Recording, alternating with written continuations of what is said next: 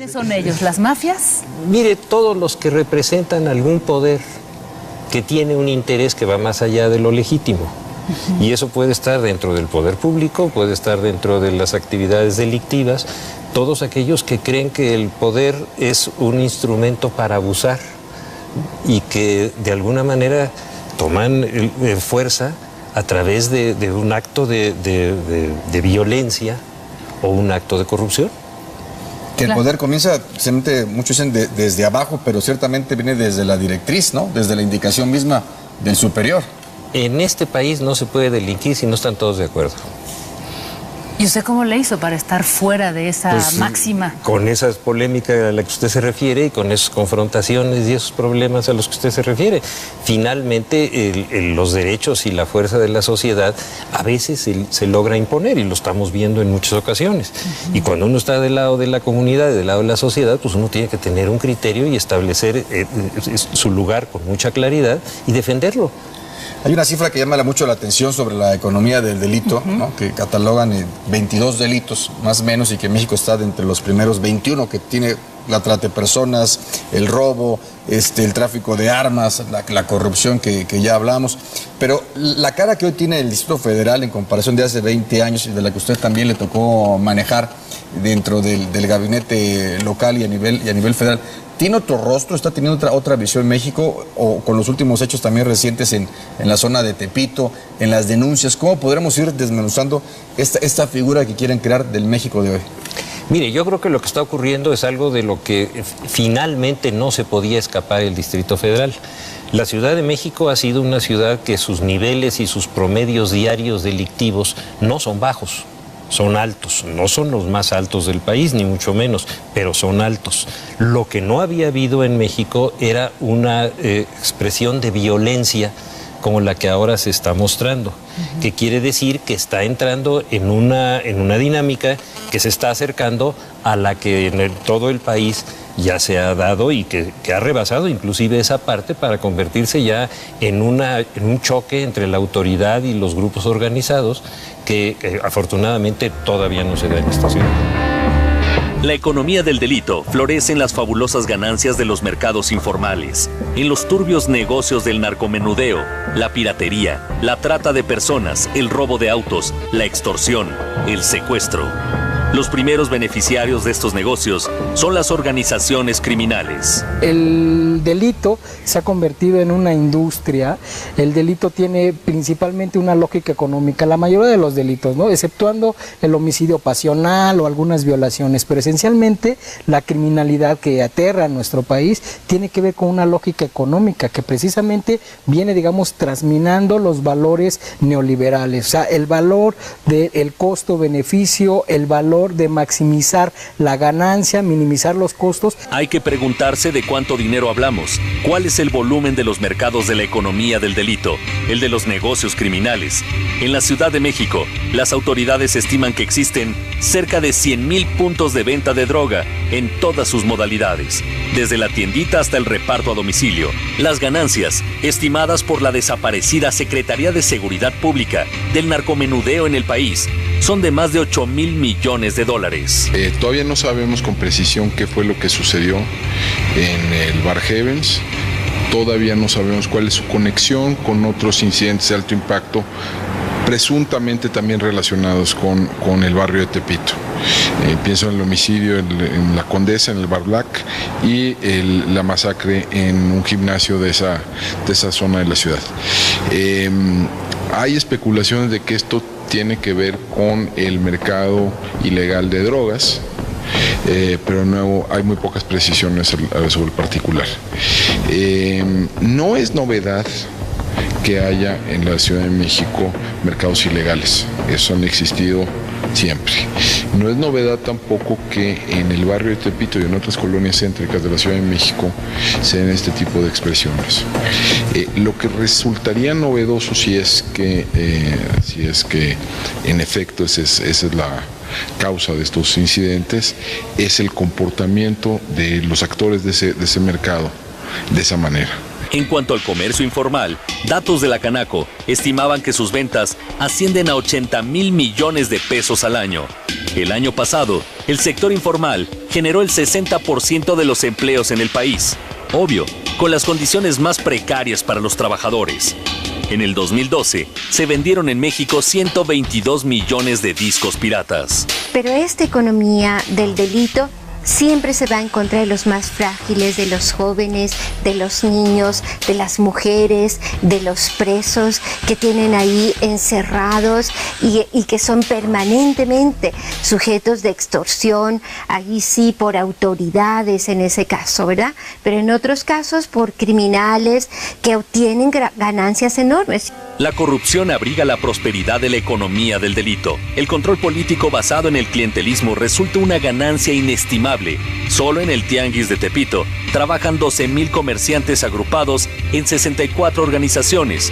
Las ganancias que semanalmente genera el Tianguis del Salado, uno de los más grandes de la Ciudad de México, estimadas por el Instituto Ciudadano de Estudios sobre la Inseguridad, son estratosféricas, de 21 millones de dólares semanales.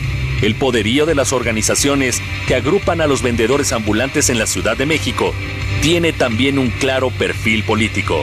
En general, los mercados ilegales en la Ciudad de México operan con niveles de violencia relativamente limitados.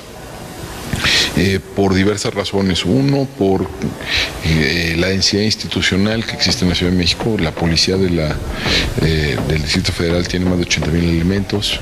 Hay una alta presencia en la Ciudad de México del Ejército, de la Marina, de la Policía Federal, de la PGR, del CISEN, etc. Entonces, las posibilidades de operar de manera muy visible y muy violenta son menores. También el tamaño mismo de la ciudad y el tamaño del mercado para bienes y servicios ilegales previsiblemente uno puede hacerlo atractivo para muchos jugadores, pero a su vez es tan grande que es muy difícil que cualquiera lo monopolice o que siquiera lo intente monopolizar. Un negocio de tal magnitud económica con innegables beneficios políticos para quien lo controle genera conflictos.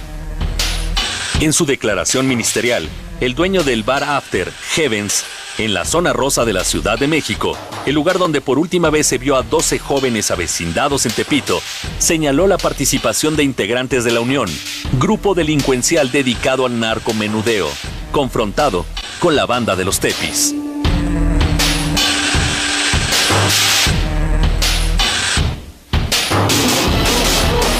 Sí me llama la atención que a partir de lo que vimos con estos jóvenes desaparecidos en esta discoteca, ahora tengamos por primera vez, o sea, todo un, digamos que un mensaje mediático para decir, vamos a realizar cateos, vamos a blindar ciertas zonas y vamos a estar patrullando toda la ciudad. Digo, ¿esto es realmente la mejor salida, doctor? ¿O qué es lo que estamos viendo? Porque hemos vivido muchos años en una ciudad con ciertos grados de inseguridad, de violencia, ¿no? Claro. No, mire, lo que sucede es que frente a una percepción de esta naturaleza hay una respuesta de carácter político. Dicen, bueno, vamos a hacer algo, vamos a tomar cartas en el asunto, vamos a tratar de detener este problema. Ni modo que se queden callados, eso no lo pueden hacer, políticamente sería un suicidio. Entonces salen a dar una respuesta de alguna naturaleza para poder evitar el deterioro de la gobernabilidad y de la imagen del gobierno. En realidad, lo que usted me está diciendo tiene toda la razón.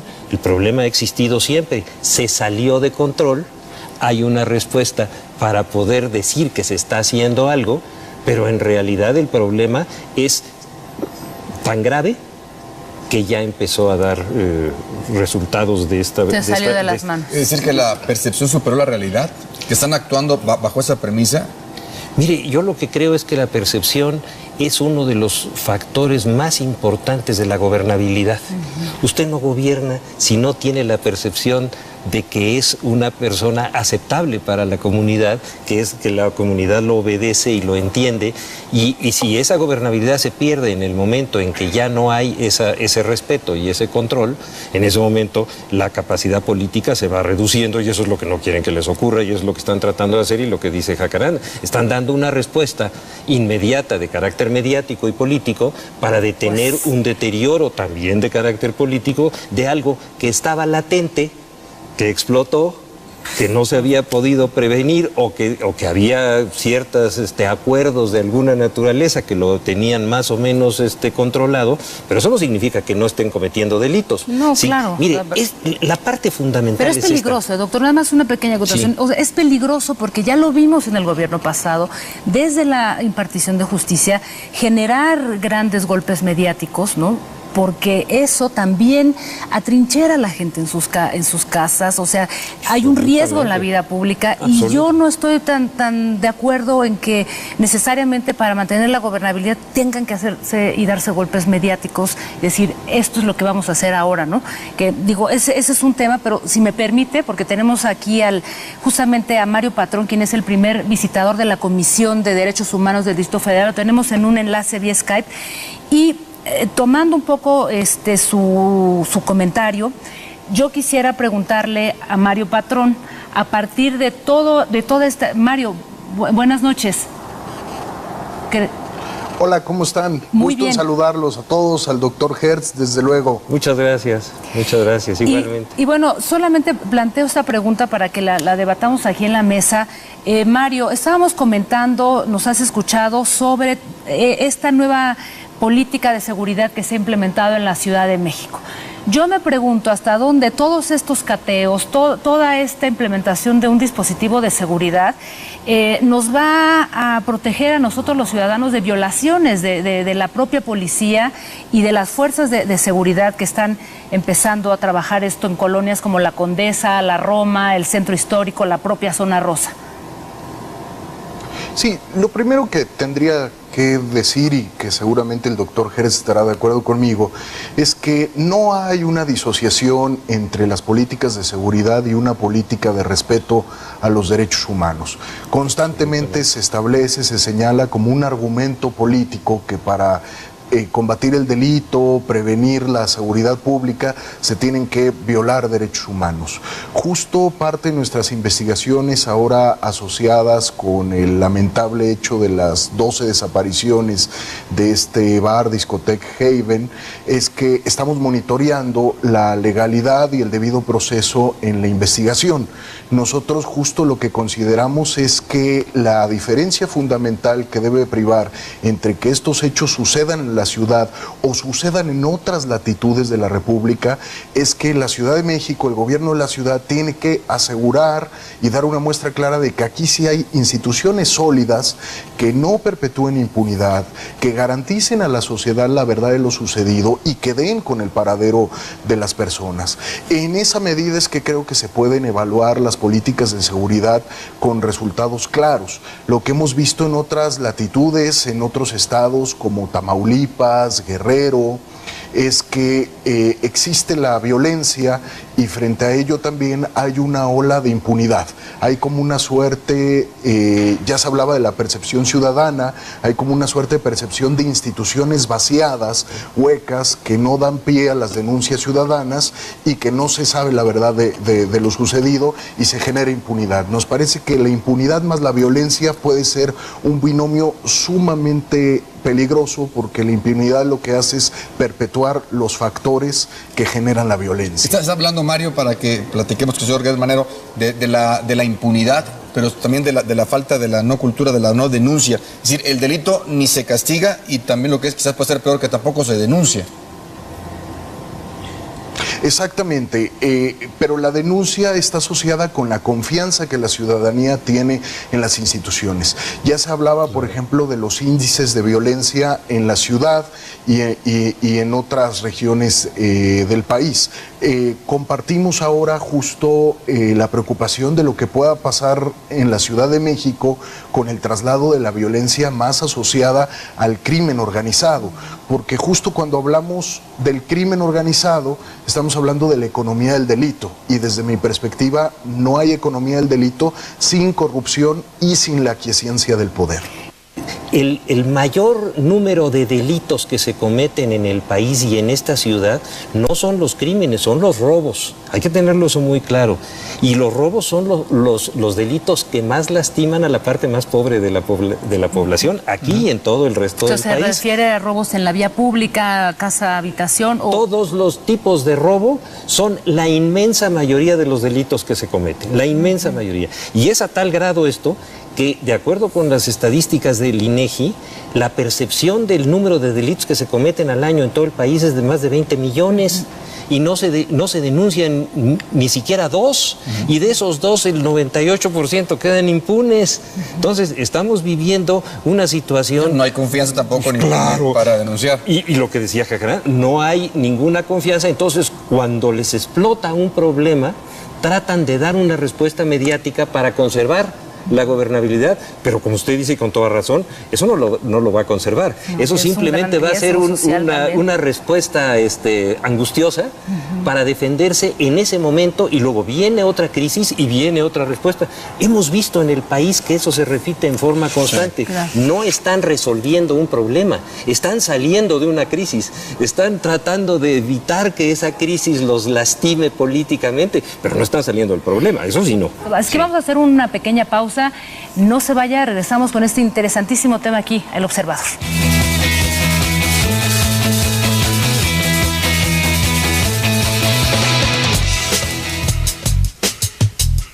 La corrupción es raíz de la economía del delito. Un ejemplo documentado es la evasión de impuestos de los indígenas hacia la corona española, en un intento de supervivencia porque eran impagables.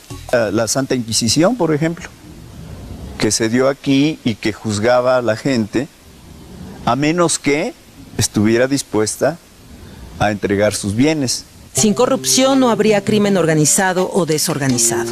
Del mero instinto de supervivencia, los mexicanos avanzamos hacia el soborno como sistema, un autoimpuesto no oficial que se traduce en mordida o regalo innecesario, extendido en instituciones y en todos los canales delincuenciales, señala un ensayo de la UNAM y agrega entre los motivos una impartición de justicia viciada y una legalidad absurda. Alguien decía, ¿por qué los regímenes priistas se repletan en lo bajo de reglamentos, mecanismos burocráticos, ventanas, controles? Pues porque la corrupción la sube en un piso. Cuando no puede resolver las cosas de manera simple y fácil, el ciudadano está invitado a subir al piso siguiente y soltar el dinero de la corrupción. O sea, están articulados. La dificultad de todos los días, los altísimos costos de hacer las cosas bien, está articulado con el costo de la corrupción. Otra de las razones, dice el ensayo, es la asimetría social injuriosa. Han seguido un modelo económico que ya a nivel mundial no funciona, excepto para la economía del delito, que es el neoliberalismo. Ese modelo, ¿qué es lo que te da? Desigualdad social. Estamos en este momento, y dicho por las cifras oficiales, con más población pobre. Cuando digo pobre, es esa población que no le alcanza para poder sobrevivir. Y dentro de esa población, 21 millones de gentes que no les alcanza ni siquiera para comprar la canasta básica. Y el desastre empieza con la guerra contra el narco de Calderón, que es lo más delirante que imaginarte puedas. Si la analizas hoy dirás, bueno, ¿cómo era una guerra gringa? ¿Por qué nos la echamos nosotros? Control de armas no hubo, control económico, investigación de los mecanismos económicos del delito, nunca se hicieron. ¿Cuántos banqueros detenidos? Y ya no me refiero a gerentes de sucursales, me refiero al cuate de una sucursal en La Laguna. Ni uno. ¿Cómo se movían todas estas cantidades inmensas de dinero? A saber, nadie lo estudiaba. Investigación cero, inteligencia cero, tus departamentos de inteligencia estaban dominados por el narco. Bueno, si tomas todo eso, encontrarás que Calderón hizo una guerra para quitarse encima la presión de haber llegado a la presidencia de una manera ilegal. Y bien, ¿algo que agregar? Hoy como contrapesos en la sociedad tenemos la denuncia pública, el debate y la presión social. Básicamente. Sí, que como México no hay dos, porque si hubiera dos estaríamos en el otro.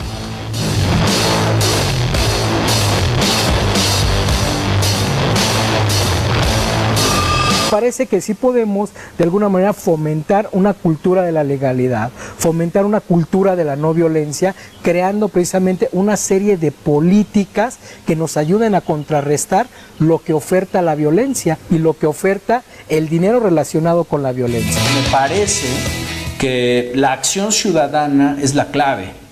Es decir, una ciudadanía que no supervisa, fiscaliza al ejercicio del poder público, una ciudadanía que no genera contrapesos al sistema monopólico de medios, al sistema industrial de medios monopólico, una ciudadanía atrapada en las lógicas del consumo, que se ha alejado del espacio público, que acude al espacio público a subvertir la convivencia, ¿no?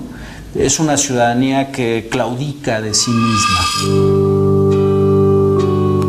El dinero y el poder parecen ser las motivaciones, lo mismo del más poderoso de los varones de la droga que el más humilde narco de la calle. Y ese problema te lleva entonces a la negación de los valores, no solamente morales, sino los valores de la vida. La economía del delito se expresa en verdaderos imperios de poder económico y político. Y uno pensaría, bueno, ¿por qué todo este esfuerzo lamentablemente no ha sido canalizado a una economía, digamos, donde verdaderamente se den empleos, no empleos de halcones, de sicarios, de soplones, de etcétera, etcétera, sino empleos verdaderos, ¿no? O sea, como es como que es algo que está atravesando toda esta economía por un país que no ha sabido someterse a reglas, a leyes, y que le es más fácil inventar y construir todo un edificio, esta economía enorme. Pensemos en los caballeros templarios que tan recientemente han estado a la luz, cómo han construido un verdadero ejército. Los impactos de la proliferación del delito, de la impunidad, afectan a la sociedad en su conjunto, sobre todo a las víctimas del cada vez más recurrente delito de la extorsión telefónica. De todas clases sociales, de todas. Nos hablan jóvenes, grandes, chicos, pobres, ricos, empresarios, de todo. A todo mundo los combate la extorsión. Lo que piden es dinero fácil. Lo que piden es dinero desde 500 pesos hasta 25,000 pesos. Son los montos que se pagan actualmente. Estos se pagan en ciertos bancos que dan facilidades, como por ejemplo Electra, Coppel, Banco Azteca. Esos son los bancos que utilizan los extorsionadores. Las personas que tienen alguna empresa local, tienda, restaurante, les hablan por teléfono y les dicen que para su seguridad hablan de algún grupo delictivo y que si no cooperan se los van a quemar, van a dañar a su familia o van a dañar a ellos. El tramado de la corrupción, determinante para soportar la economía del delito, se extiende hasta el campo de lo político y sus protagonistas. Hay vínculos entre las autoridades capitalinas a diversos niveles y algunas de estas expresiones de ilegalidad. Los taxis piratas está muy bien documentado, por ejemplo, los vendedores ambulantes, algunas formas de piratería, etc. Y desde hace muchísimos años la policía ha jugado un rol de regulador de estos mercados ilegales, ¿no? Y parte de esta función de regulador pues estaba determinada por relaciones corruptas, ¿no? entre ciertos elementos de la policía y algunos actores de los mercados ilegales. ¿Esto llega hasta la autoridad política o se queda en la policía? Lo ignoro. Un par de ejemplos de los sectores industriales dañados por la piratería. Se estima que 50% de las prendas de vestir vendidas en el país son piratas o de contrabando. La pérdida de empleos en la industria discográfica es de más del 70%. Habría que preguntarse cuál es el monto de la ausencia de recaudación fiscal en los tianguis que se extienden por las calles y plazas del Distrito Federal y del país. Por ahí decían, nadie puede contra los cañonazos de dólares. O sea, es decir, la idea de que se pelee, que se haga una lucha por cuestión de dinero, hace precisamente que todas las instituciones estén en riesgo. Más allá de los daños ocasionados a las víctimas del delito, está la afectación a las instituciones. El crimen organizado ha puesto contra la pared a nuestra incipiente democracia al establecer la ley de la violencia y la corrupción en muchos de los municipios de nuestro país.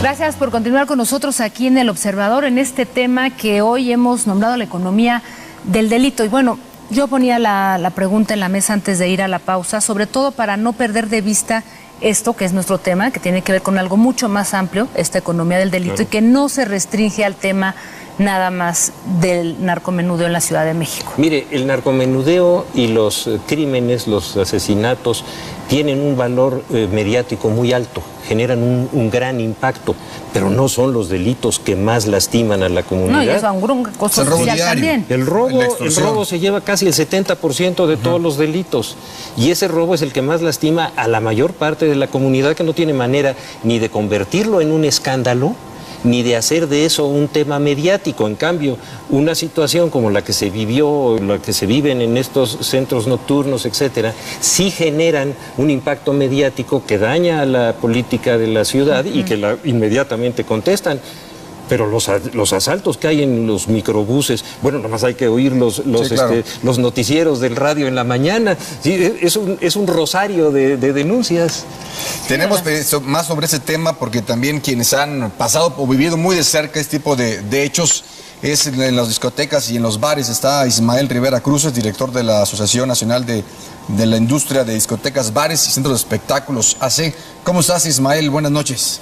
Hola, César, buenas noches. Un saludo también a Jacaranda y al doctor Cris Manero. Gracias. Buenas noches. Ustedes lo vivieron y tengo el reporte que hace 3 años más o menos ustedes denunciaron ante el gobierno federal sobre lo que estaba ocurriendo en las discotecas, esta presencia de los grupos de delincuencia organizada con los famosos derechos de piso, las extorsiones.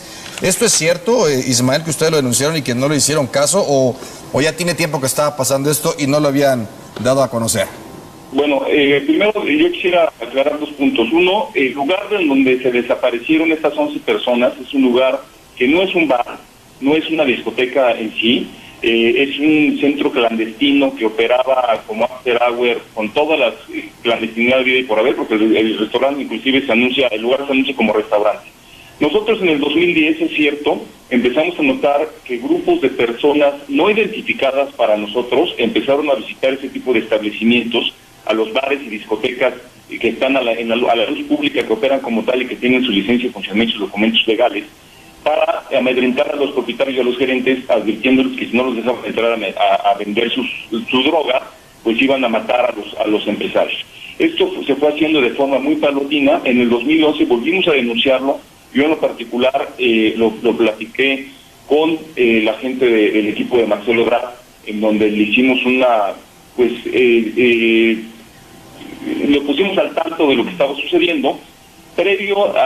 Un mes antes de que cambiara el gobierno de la Ciudad de México en el 2012, en noviembre, estos grupos empezaron a presentar con mayor frecuencia y de una manera ya amedrentando y amenazando ya con armas a los establecimientos, en donde inclusive les mandaron algunas cabezas de perros degolladas, advirtiéndoles que su cabeza iba a ser la próxima si no les permitirían la entrada. Esto nos llevó a tener una reunión con la Secretaría de Gobierno y en ese momento era el gobierno de transición. Así lo hablamos también en su momento con la Secretaría de Seguridad Pública, inclusive les dimos algunos mapas en donde sugeríamos nosotros que se hiciera presencia de la autoridad para disuadir este tipo de eventos. No nos interesaba, yo creo que no es el tema agarrar al narcomenudista, que es el que está llevando la droga a los lugares, porque pues, al final de cuentas al día siguiente van a mandar a otro.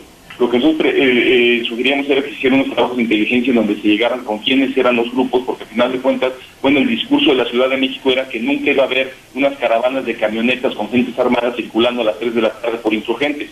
Eso no va a suceder y nunca lo vamos a ver, pero sí en las noches llegan en vehículos viejos que van llegando de carros en carros, y cuando uno se da cuenta ya hay 30, 40 personas afuera del establecimiento y el establecimiento está en total indefensión. La respuesta que tuvimos por parte de la autoridad fue que denunciáramos. Ningún empresario quiere denunciar ni lo piensa hacer porque pues está en riesgo la vida de las personas. No sabemos quiénes son estos grupos, si son impostores o son de veras, pero por su forma de operar, por lo que ha ido venido sucediendo, pues nos damos cuenta que nos podemos enfrentar a lo que vivimos nosotros como industria nacional nocturna en toda la franja fronteriza del país, inclusive en la zona centro como fue Morelos, Guerrero, que se bajó a Veracruz, a Quintana Roo y demás, y vimos lugares quemados, gente incendiada, muertos y demás, ¿no? Entonces eso nos preocupa de sobremanera, y sobre todo que sí lo advertimos en su momento y pues no hubo respuesta. Señor, una pregunta. El doctor Gertz Manero te pregunta, Ismael. Sí, gracias. ¿Usted considera que este fenómeno de violencia comienza con el escándalo aquel del Bar? ¿O es algo distinto? No, por supuesto que no. El Bar fue un tema entre dos particulares muy identificados, que no tenía nada que ver con tráfico de drogas ni nada de ese tipo de cosas. Ahí sí fue, inclusive están confesos y declaradas las personas involucradas en el tema. Y aquí esto obedece a un espacio, un vacío que encontró ciertos narcomenudistas que se fueron penetrando y fueron viendo que no pasaba absolutamente nada. Así lo leemos nosotros, así lo entendemos nosotros, y al final empezaron a encontrar un mercado en el cual estaba totalmente virgen y empezaron a introducirse de esta forma. A ver, el tema de la droga pues está en las escuelas, está en las casas, está en las calles y está en los lugares, y necesitamos en conjunto hacer algo para poderlo frenar de tajo. Señor, una pregunta nada más. Con motivo de aquel problema que hubo, después se vinculó con una serie de personas que sí estaban dedicadas al narcotráfico, que sí fueron detenidas inclusive cerca de la Ciudad de México, y que si independientemente de la violencia que haya existido entre dos personas, sí hubo alguna información en ese sentido. ¿Ustedes la tomaron en cuenta? ¿La conocieron en su momento? Sí, nosotros estamos hablando de Bar, ¿no? Sí, señor. Sí, nosotros, don Alejandro, estuvimos presentes en el tema. No, evidentemente había gente involucrada, bueno, pues como fue el tema de JJ, inclusive por ahí apareció hasta la gente de la barra y demás, estaban todos involucrados en el tema. Pero no obedece, ese balazo que le dieron a Cabañas no obedeció a violencia por narcotráfico, obedeció a violencia por una incongruencia entre un partido de fútbol, y de ahí se hicieron de palabras y terminó en lo que ya conocemos. Evidentemente era gente que estaba metida, pero no era tema de venta de drogas en los establecimientos. No, yo creo, Ismael, si me permite, yo creo que el doctor se refiere a que ya finalmente dentro de esa negociación o en otros ya estaba permeando en los cárteles de la droga en diferentes negocios, como vea con la extorsión o simplemente con la venta de la misma, luego que se dieron estos hechos. Yo te pregunté de manera directa, ¿tienen reporte o hay cárteles de la droga en el DF?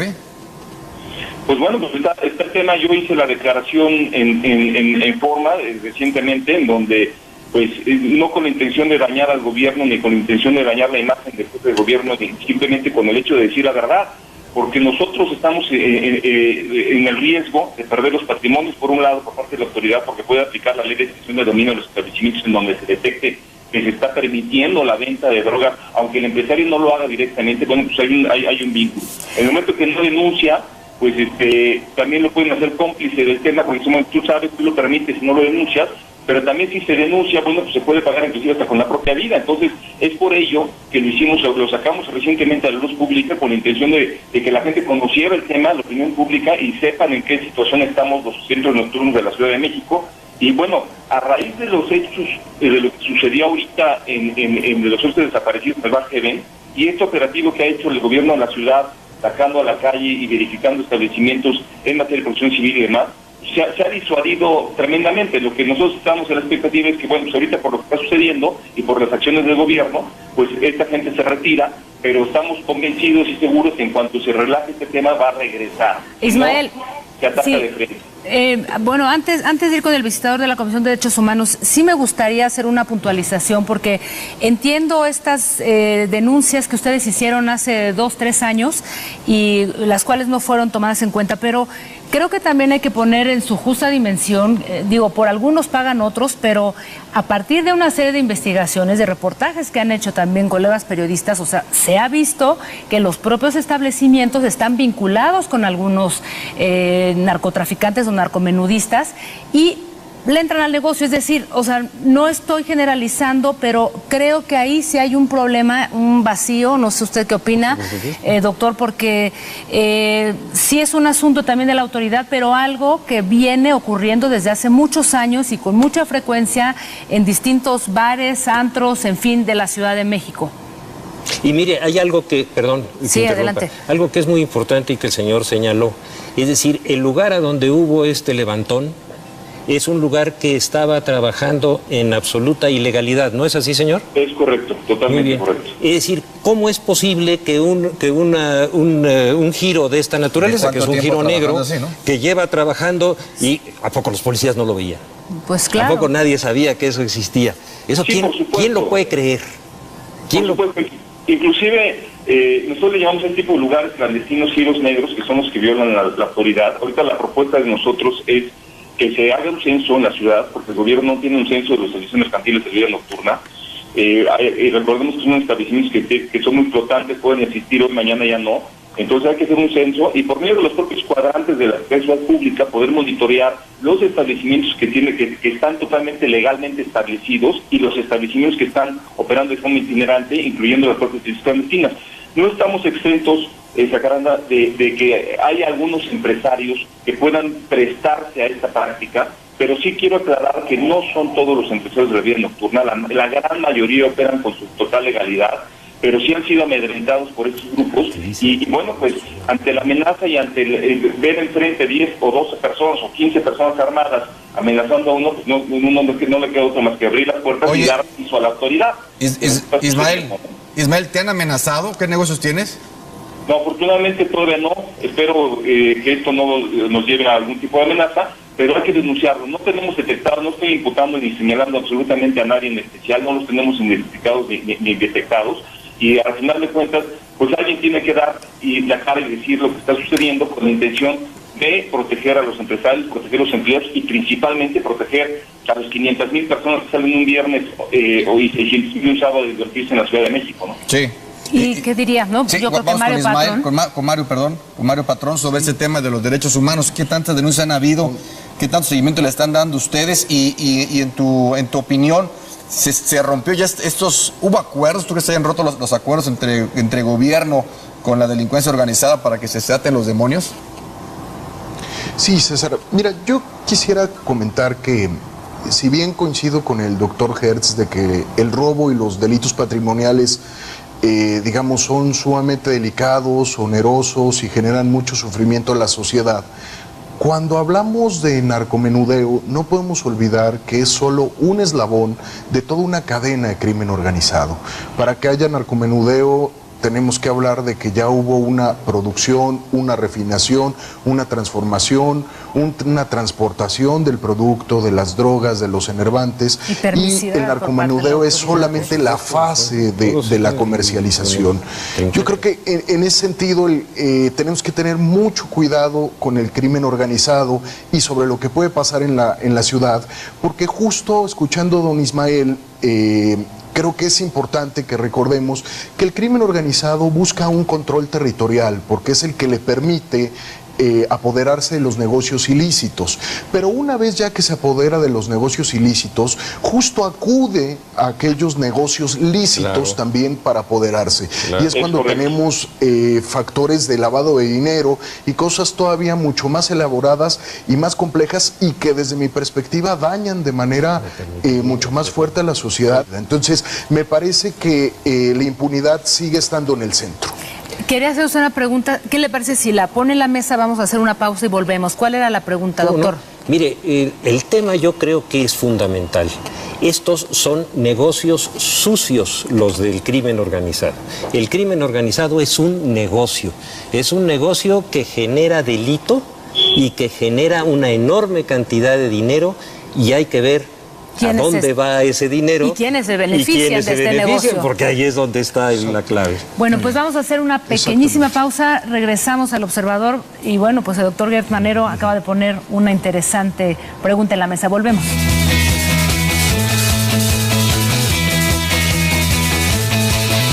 Se ha creado también un beneficio político a través del delito, a través de los discursos demagógicos para hacer una lucha contra el narcotráfico o para poder prevenir la propia delincuencia y la criminalidad, viene, digamos, teniendo un beneficio secundario. En primer momento hay un beneficio económico, pero también podemos nosotros visualizar un beneficio político. El crimen organizado nunca va a terminar lo que tenemos que luchar como ciudadanos y exigirle al poder público que termine es la disrupción que genera la violación de la ley en nuestra convivencia. Desde el lugar donde se castiga el crimen nace el crimen. Testimonio de un preso en el reclusorio preventivo Oriente. En enero de 2010 me cambiaron al dormitorio 2 de la zona 1. Hay mucho secuestrador profesional y bastante delincuente de cuello blanco que se vuelven extorsionadores. Envían en su representación en el exterior a emisarios para hablar con la familia o al negocio de su víctima y le cuentan la historia de que su interno está en grave peligro. Le dicen que han escuchado conversaciones de que lo van a matar o hacerle daño y que ellos están en condiciones de ofrecerle seguridad total por una cantidad mensual de 4,000 o 12,000 pesos. Es evidente que en México hay tipos de delitos que gozan de un enorme consenso social y incluye la extorsión, incluye el robo, incluye el fraude e incluye el enriquecimiento ilícito. Mientras los incentivos sean tan altos, los incentivos al intervenir en una actividad ilegal sean tan altos, la violencia va a ser de una dimensión que tenga que ser. La economía del delito integra 22 delitos graves a nivel mundial. De esos, en México se cometen 21. ¿Cómo cuáles? Como la trata de personas, el tráfico de armas, la piratería, la prostitución infantil, el secuestro y un largo etcétera.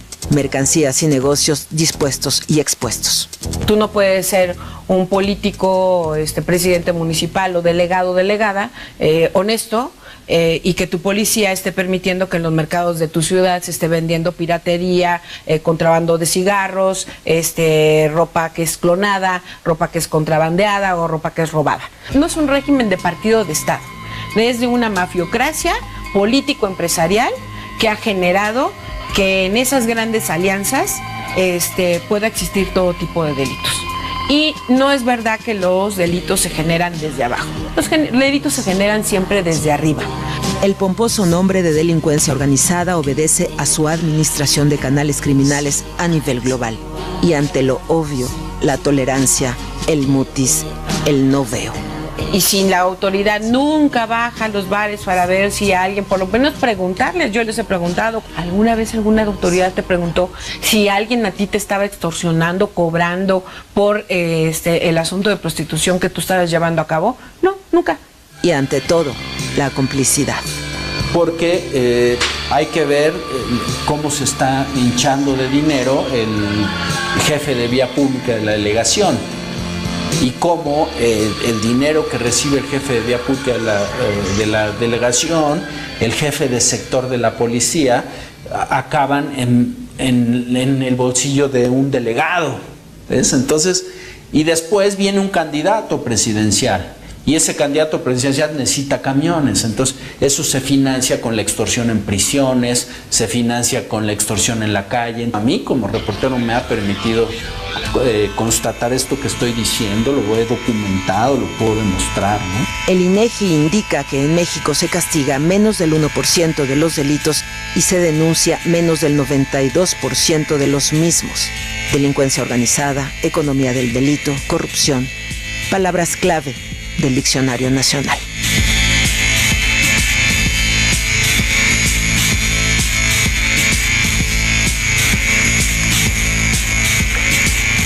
Pues regresamos al Observador con un debate realmente álgido y el doctor Gertz Manero ponía en la mesa algo que me parece muy importante y yo creo que eso atañe también a Ismael Rivera. Hemos visto a lo largo de muchos años, y usted mismo también formó parte de la Secretaría de Seguridad Pública de este gobierno. Sí. O sea, no es un problema de hoy, ¿no? El tema de la inseguridad y todo lo que nos ha relatado hace un instante Ismael en términos de las extorsiones que se han dado, o sea, es un tema añejo, ¿no? Déjeme contarle una historia que es muy interesante. Cuando yo presidía el Consejo Ciudadano de la Ciudad de México, que es un órgano que debe ser independiente y autónomo, cuando me pidieron que enfrentáramos el problema de la inseguridad. Nunca había estado peor el problema de la inseguridad en la ciudad. Había más de 750 delitos diarios. ¿Cómo comenzamos a resolverlo? Precisamente atacando en una forma preventiva las áreas donde se generan los delitos.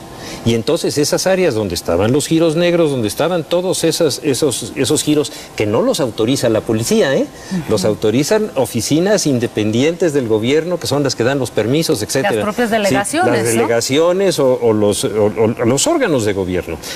¿Qué hicimos? Bueno, generar una operación ciudadana oyendo la voz de los ciudadanos y logramos bajar los delitos de 750 a 440 diarios. ¿Sabe usted en cuántos están ahorita? En más de 500. Por más que hagan publicidad en un sentido o en otro, vean ustedes las encuestas y los datos del INEGI y van a ver cómo se volvió a descomponer lo que se había compuesto. Y sí, cuando realmente se escucha a la ciudadanía, cuando realmente se oye lo que les está pasando a los vecinos que están en esas zonas y cuando se hace un trabajo serio, aun cuando no todas las oficinas estén de acuerdo porque hay muchos intereses, los resultados son bastante razonables y no hay ese tipo de problemas. Cuando comienzan a haber arreglos y esos arreglos se descomponen y vienen... Ya no hay acuerdos. Y ya no hay acuerdos, entonces las cosas se empiezan a poner muy feas. Es decir, ¿hubo acuerdos antes en el gobierno anterior y hoy ya no existe? Yo le puedo decir una sola cosa, eso no lo sé. Lo único que puedo decir es que en los gobiernos anteriores no había habido esos niveles de violencia y ahora los hay. Pero usted dice, se rompieron los acuerdos. Cuando usted fue secretario de Seguridad Pública, ¿había acuerdos? De ese tipo, de entre nosotros, imposible. Entonces, ¿por qué no había una violencia tan alta? Déjeme decirle por qué. Porque se atacaba desde el punto de vista de los intereses de los ciudadanos los lugares a donde se iban a dar los delitos. Pero vuelvo a repetirle, la policía de la Ciudad de México no es la que da las licencias para los giros, La policía de la Ciudad de México no es la que tiene esas tareas, es otra parte del gobierno y muchas veces son las delegaciones y otras instituciones las que lo dan. Pero ¿cuál es la función de la policía? Prevenir el delito. Si sabe dónde se está cometiendo, hacer lo posible para que eso no ocurra, y entonces viene esa reducción y viene esa percepción de que las cosas están entrando al orden. Díganos una cosa, doctor, antes de pasar con Ismael. Sí. Este asunto que está viviendo es cuestión de partidos, es una mafiocracia lo que está viviendo. No tiene nada que ver con los partidos, esto ha existido siempre. Es la relación entre el poder público y la delincuencia y el dinero que deja. Ismael, te escuchamos y queremos conocer tu punto de vista. Sí, bueno, pues es parte, yo creo que por esto la forma de atacar y combatir tiene que ser integral con todos los órganos de gobierno del Distrito Federal y en coordinación con el gobierno federal. Porque si bien es cierto, bueno, pues los lugares históricamente se han estado inmersos en la corrupción entre el vínculo establecimientos mercantil de cualquier índole con delegación. Entonces, al final de cuentas, en el momento que se haga un trabajo coordinado con seguridad pública, con las delegaciones, con el gobierno central de la Ciudad de México, con la Procuraduría de Justicia, con órganos federales, que se investigue y se puede llegar a fondo muy fácilmente. Aquí, nosotros los empresarios estamos en la mejor disposición de que seamos reglamentados, de que no estemos en horarios tolerados como hemos estado históricamente en la Ciudad de México, pero tampoco queremos que sea la ley más modificada de la historia de todas las leyes de la Ciudad de México, que es la de establecimientos mercantiles. Cada legislatura llegan los diputados y vamos a cambiar la ley. Hoy tenemos una muy buena ley, una ley que no se presta en interpretación, una ley que es clara. Requerimos el reglamento y requerimos forzosamente el Comité de Evaluación de Riesgos para poder dar el primer paso a lo que es la regulación. Si hay la voluntad del gobierno, en año y medio podemos estar totalmente regulada la vida nocturna y se convertiría en la primera ciudad en la República Mexicana que tenga un padrón de una vida totalmente registrada, regularizada, y saber quién está al frente del negocio, quién es el dueño, quiénes son los gerentes, qué giro específico tienen, cuál es su aforo permitido y su horario de funcionamiento. Bueno, pues vamos a ir a unas conclusiones y por ahí también quedaría pendiente el tema de los casinos, ¿no? Porque digo, eso también forma parte de la vida nocturna y ahí hay otro hoyo negro tremendo, ¿no? Pero empecemos, si le parece, a concluir, doctor. Todo esto es un gran trinquete del que se benefician los que lo realizan y los que lo permiten. Es correcto. Así es. ¿Tiene solución? Por supuesto que tiene solución y como lo dice el señor, mucho más sencilla de lo que parece.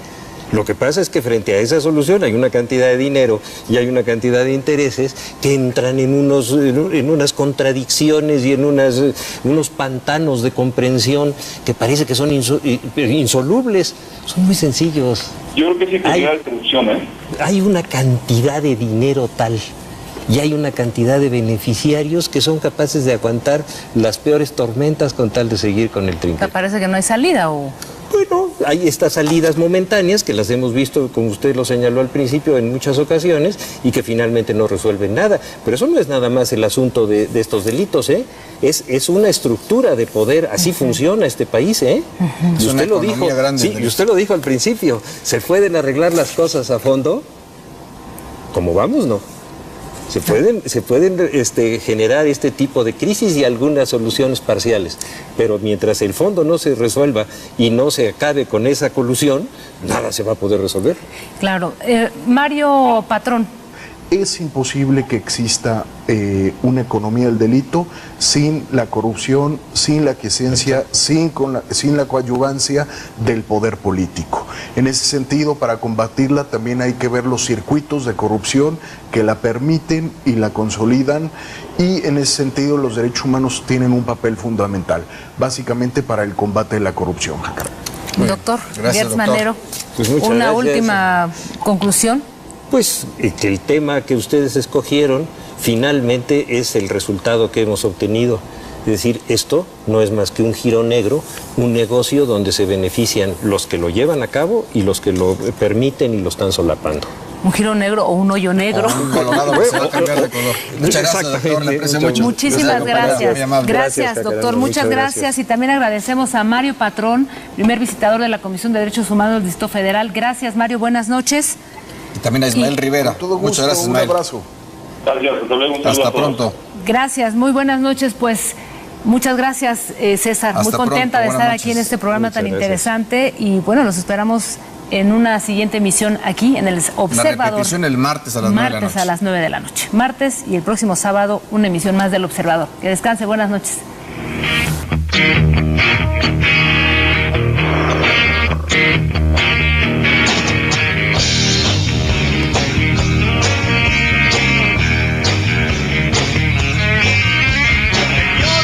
Soy nuestro carro de cada día.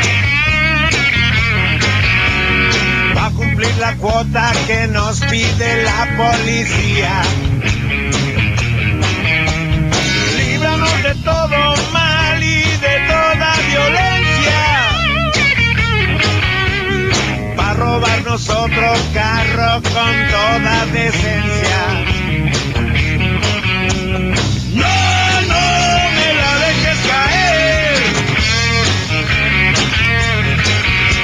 Con tantos modelos de autos que hay hoy en día, con sus alarmas de satélite hacen que me ría. Hoy vamos por el dinero que pidió el comandante,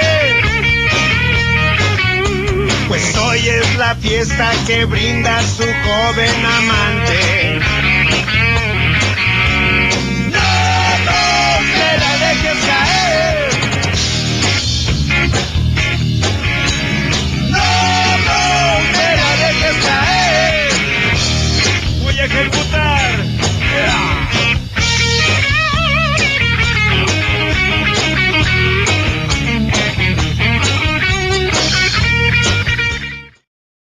Donde por última vez se vio a 12 jóvenes avecindados en Tepito, señaló la participación de integrantes de la Unión, grupo delincuencial dedicado al narcomenudeo, confrontado con la banda de los Tepis.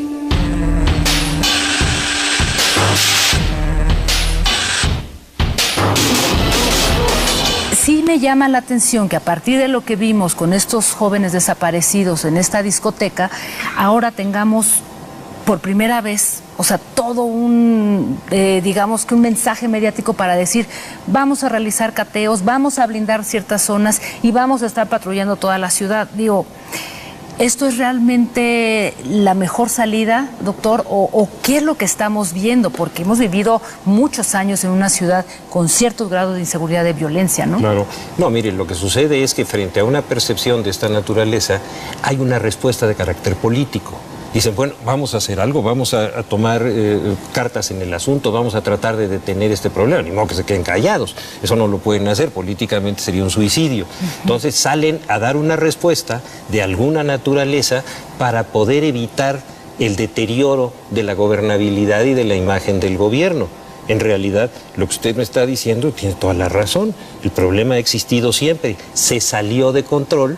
Hay una respuesta para poder decir que se está haciendo algo, pero en realidad el problema es tan grave que ya empezó a dar resultados de esta... Se salió de las manos. Es decir, que la percepción superó la realidad, que están actuando bajo esa premisa. Mire, yo lo que creo es que la percepción es uno de los factores más importantes de la gobernabilidad. Usted no gobierna si no tiene la percepción de que es una persona aceptable para la pública del narcomenudeo en el país son de más de 8,000 millones de dólares. Todavía no sabemos con precisión qué fue lo que sucedió en el Bar Heavens. Todavía no sabemos cuál es su conexión con otros incidentes de alto impacto, presuntamente también relacionados con el barrio de Tepito. Pienso en el homicidio en la Condesa, en el Bar Black, y la masacre en un gimnasio de esa zona de la ciudad. Hay especulaciones de que esto tiene que ver con el mercado ilegal de drogas, pero de nuevo hay muy pocas precisiones sobre el particular. No es novedad que haya en la Ciudad de México mercados ilegales. Eso han existido siempre. No es novedad tampoco que en el barrio de Tepito y en otras colonias céntricas de la Ciudad de México se den este tipo de expresiones. Lo que resultaría novedoso si es que en efecto esa es la causa de estos incidentes, es el comportamiento de los actores de ese mercado de esa manera. En cuanto al comercio informal, datos de la Canaco estimaban que sus ventas ascienden a 80,000 millones de pesos al año. El año pasado, el sector informal generó el 60% de los empleos en el país. Obvio, con las condiciones más precarias para los trabajadores. En el 2012, se vendieron en México 122 millones de discos piratas. Pero esta economía del delito siempre se va en contra de los más frágiles, de los jóvenes, de los niños, de las mujeres, de los presos que tienen ahí encerrados y que son permanentemente sujetos de extorsión, ahí sí por autoridades en ese caso, ¿verdad? Creo que lo que está ocurriendo es algo de lo que finalmente no se podía escapar el Distrito Federal. La Ciudad de México ha sido una ciudad que sus niveles y sus promedios diarios delictivos no son bajos. Son altos, no son los más altos del país, ni mucho menos, pero son altos. Lo que no había habido en México era una expresión de violencia como la que ahora se está mostrando, que quiere decir que está entrando en una dinámica que se está acercando a la que en todo el país ya se ha dado y que ha rebasado inclusive esa parte para convertirse ya en un choque entre la autoridad y los grupos organizados que afortunadamente todavía no se da en esta ciudad. La economía del delito florece en las fabulosas ganancias de los mercados informales, en los turbios negocios del narcomenudeo, la piratería, la trata de personas, el robo de autos, la extorsión, el secuestro. Los primeros beneficiarios de estos negocios son las organizaciones criminales. El delito se ha convertido en una industria. El delito tiene principalmente una lógica económica, la mayoría de los delitos, ¿no? Exceptuando el homicidio pasional o algunas violaciones, pero esencialmente la criminalidad que aterra a nuestro país tiene que ver con una lógica económica que precisamente viene, digamos, trasminando los valores neoliberales, o sea, el valor del costo-beneficio, el valor de maximizar la ganancia, minimizar los costos. Hay que preguntarse de cuánto dinero hablamos, cuál es el volumen de los mercados de la economía del delito, el de los negocios criminales. En la Ciudad de México, las autoridades estiman que existen cerca de 100,000 puntos de venta de droga en todas sus modalidades, desde la tiendita hasta el reparto a domicilio. Las ganancias, estimadas por la desaparecida Secretaría de Seguridad.